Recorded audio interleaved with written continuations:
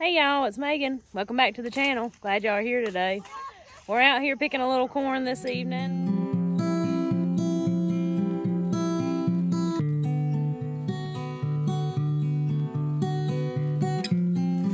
Let's give them a little sneak peek of our corn over here though. This is our Jimmy Red and our Silver Queen, our Hickory King that we mixed together. And I think we got a little bit of cross-pollination in here on some of it. But we'll talk more about that in a later video, y'all. What I want to talk about in this video was inspired by a message that we got last night. It was on the Lawson Farm page, wasn't it? And so, a little backstory here. Back in the spring, we went to a little festival locally here. And had apple trees. We had apple trees and fruit trees and different plants and stuff at our booth that we were selling. And then we also had some seeds. And we had some corn laid out there showing what the corn looked like, you know. And then we had the seeds for it. Anyways, a young boy come up and was real interested in the corn. How old did they say he was? 14? Yeah. He was 14 years old, real interested in the corn. He saw the Indian corn we had there and he thought that was just the prettiest thing ever. And so he ended up getting a couple packs of seed from us. We sat there and talked for, gosh, probably, I don't know, 30 minutes or more about what he needed to do to grow that corn, because he'd never grew corn before. And from my understanding, I could be wrong, I don't think his mom or anybody had either. Especially field corn. So I walked him through it and just kind of give him a little brief lesson on what to do.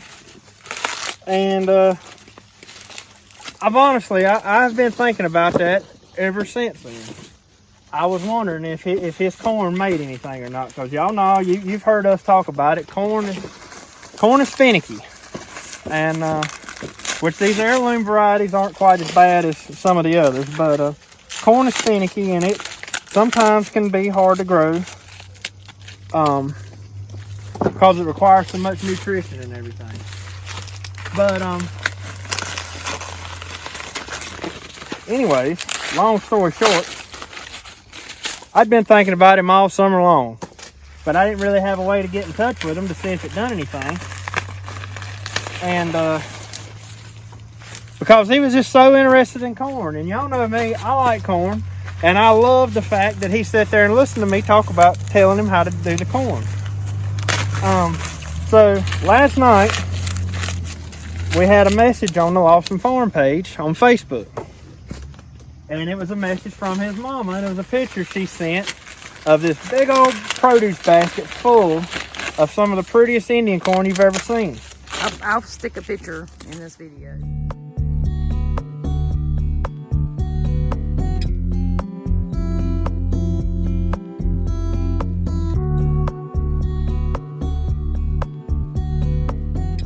You can pull up some now if you want. Okay. And it was a basket full of the prettiest Indian corn you ever seen. And he had entered it into the county fair. And I don't know if he won anything or not, but she was just showing how pretty it was. And it was beautiful. And y'all, at that point is when I realized that's why we like doing what we do here. Because at that point, I almost felt like that was my child there that had that corn in the fair. I felt so proud for that kid. I don't even know him other than talking to him that day. And I was so happy, like it sent a feeling plumb through, like all the way through me. And I mean, I was just so happy that it turned out that good for him. And I guess what I'm getting at here, boy, that's a pretty one. But what I'm getting at here is just that little bit right there. I mean, I don't know. It could have possibly changed that kid's life forever. Because now that he's grew that, he's probably going to want to grow something else this year or next year. And after that, he's going to want to grow something else and something else. And of course, he'll have successes and failures and everything else. But y'all don't know how good that made me feel. So, what I wanted to say, and the whole point I'm trying to get at here, is everybody wants to talk about this country.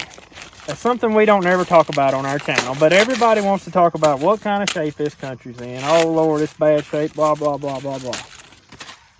And I'm not going to deny that it is or it ain't or whatever. It's probably not in the best shape right now. I think we can all agree on that. But you know what fixes that problem? This young generation right here. We have to teach these kids how to do things, how to teach them skills. And it's skills they ain't going to learn in school nowadays. Back in the old days, yeah, they probably would have learned good skills in school, but not anymore. It's our responsibility to teach this crowd this. Because without that, they're not going to, sitting behind a computer at a desk is not going to save this world. Let's put it that way. I'd like to interrupt this video for just a quick second to let y'all know this upcoming Saturday, October the 7th, is the Foothills Farm Festival. It's a local festival here that me and Andy are part of. Some good friends of ours put that on. If you're near Danbury, North Carolina, be sure to come out Saturday. Check out the Farm Festival, celebrating the farming ways of Southern Appalachia and just Southern Appalachian heritage. It's an awesome all-day event from 8 a.m. to 7 p.m. And that's this Saturday, October the 7th. I'll be there doing some biscuit making demonstrations and maybe a few other things. And Andy will be there doing some farm demonstrations, along with a lot of other local folks, like I said, just celebrating our heritage. So I'm going to put the link in the description to the Facebook page to the Foothills Farm Festival. And if you're close by, come by and check us out this Saturday. Be sure to stop by and say hello. And anyways, y'all, back to the video. There's not enough people out there that's willing to work, that's in the trades, that's got skills that can actually go out and do a job and build stuff or whatever. There's not enough of them. You ask anybody who works for themselves in any kind of work like that, and they're going to tell you there's more work than they can do right now. And you know, I'm out there just doing landscaping work, and there's more work out there than I can do. I mean, it's unreal. It's a work I have to turn down because won't nobody do it. And the people who are doing it aren't dependable. They won't show up. So it's left in our hands. If we want to we may not solve all the problems in this country, but we can at least start. My goodness, the bugs have been in that one. We can at least start with our kids, teaching them right and wrong, and teaching them skills. And if nothing else, at least if things do fall off, they'll be able to survive when we get there. Just like with Jacob and Maggie. You know, they both had their little gardens this year. Well, you know, that may not be a lot, but at the same time, that is a lot to them. And, you know, that means a lot to them. And from now on, you know, even if they do at some point steer away from gardening and farming and everything else, at least they know how to do it, and they can always pull it back out of their head how to get it done if they need to do it. So what we need to focus on, whatever kind of skill set you've got, if you've got kids, or even if you know a young kid who don't have nobody to look up to, start teaching these skills you know to the younger generation. Because I promise you, they ain't gonna learn it in school. Start teaching them these skills and getting them interested in working, really. And they'll eventually come across some type of work that they really enjoy doing. And most likely, if they've got good skills in it and they've been taught right or whatever, they'll be very successful in this world.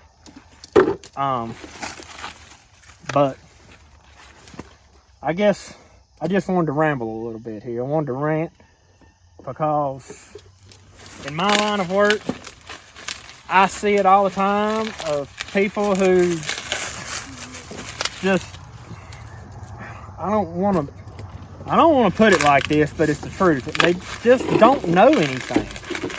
And they've never had to do anything, and they don't know how to do anything. And I'm talking about grown men who don't know how to do nothing. And you're like, well, how have you got through life like this far? But anyways, I could ramble all day long about this, y'all. But it all starts right here with this young crowd.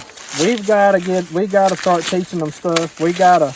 Y'all, when I'm at home, most of the time, one of these two kids right here, if not both of them, are tagging along right beside me all the time. And even if I ain't directly teaching them stuff, they're picking up on what I do. Or what Megan does, like with Maggie helping Megan in the kitchen. You know, all that stuff, they're picking up on it even if you ain't exactly teaching it to them. They're watching you and they learn it. They absorb it like a sponge. Maggie's 5 and she makes way better biscuits than I do. She really does. That's not a lie. We're not exaggerating at all. Maggie's biscuits ain't crumbly and Mama's biscuits are crumbly. Thanks, Jacob. But Jacob's only 8. And y'all ain't had to mow the yard but just a handful of times this year. When you did that, he was helping you. Yeah, he was helping me when I did that. We were just trying to, for some reason or another, get it done. So this video ain't for us to brag on our kids or nothing like that. But are you having trouble? Mm-hmm. This corn has too many shuts. But it's just sort of I hope an inspiration to get people to start teaching our kids. And I know there's a lot of people out there who really are doing this and taking the kids under their wing and showing them things. But y'all, there's a lot of kids who don't have nobody to look up to and follow or whatever, for some unfortunate reason or another. And if you know any of those kids, see about helping them out if you can. Or if, like that teenager, somebody eager to learn, take your time. Take your time to tell them. Yeah, don't act like they're bothering you. Yep. I mean, I could have easily shrugged that kid off that day, but I didn't want to because I love it when a kid comes up to me and wants to learn about something like this. I'll shrug off everybody else to teach that kid something. And y'all don't know how eager I've been to know if he actually done anything with that corn or not. And like I said, I can't express enough how excited I was last night when we got that message. It made my night. So something else, y'all, that I notice a lot with parents nowadays is it seems like that they just shrug the kids off and give them a phone, give them an iPad, give them something to take their attention so they stay out of the parents' way. So the parents can just do whatever. I don't completely understand that because, y'all, our kids are a big help to us. Like, they help us a lot. There's a lot of things that we couldn't do without our kids. And I don't understand why parents nowadays feel the need to not include their kids in whatever they're doing. When I was growing up, Mom and Daddy done everything with us. Like, we done everything with Mom and Daddy. We didn't hardly ever go to, like, Grandma's house or whatever so Mom and Daddy could, do without us. We were with Mom and Daddy all the time. Now, our kids do go spend the evening or spend a day or spend a night or something with Grandma and Grandpa, but It's kind of what they like beg it's what to. they beg to do it. And, I mean, I got to say that some of my best memories as a kid were with Grandma and Grandpa. So, I feel like that about them too. They're making memories. But y'all get my point. Like, it seems like sometimes every day they just, they're like, here, go do this or go play with this or, go watch this movie on this phone or something. And they're not teaching them nothing. You know what that's teaching them? Is teaching them to stare at a screen. That's it. And who knows what they'll get into when they're on that little screen and they end up on Facebook or somebody's Instagram or TikTok or whatever and start scrolling through. I guarantee you they ain't going to learn nothing they need to learn if they're on there. But I don't get that. But anyways, we try to involve our kids in everything that we can possibly involve them in. And I feel like everybody should be that way because we're a family. We do stuff as a family. We homestead as a family. If I could have it my way, we would go to work as a family. But, you know, it just seems like that part of this country has been lost. But I don't know. What do? We just try to encourage people to do the opposite. But I guess that's all we can do. But you know, like I said, that kid, that made me so proud that last night. And, you know, sometimes kids need more than just their parents to be proud of them. So I hope he sees this, you know, because when I was a kid, oh, it was awesome for my parents to be proud of me. But when somebody else was proud of me, you know, that let me know that I really was doing something good and doing something right. Because, of course, your parents are going to be proud of you no matter what. At least I am with my kids. It don't matter what they do. I'm proud of them. But Don't let that go to your head, Jacob. But you know, anyways, I hope that he was. I hope he was as excited about that corn as I was. But I guess that's gonna be it for this video, and we're gonna see if we can't get out the rest of this road before it gets dark on us. And we will catch y'all on the next one. Thanks for watching.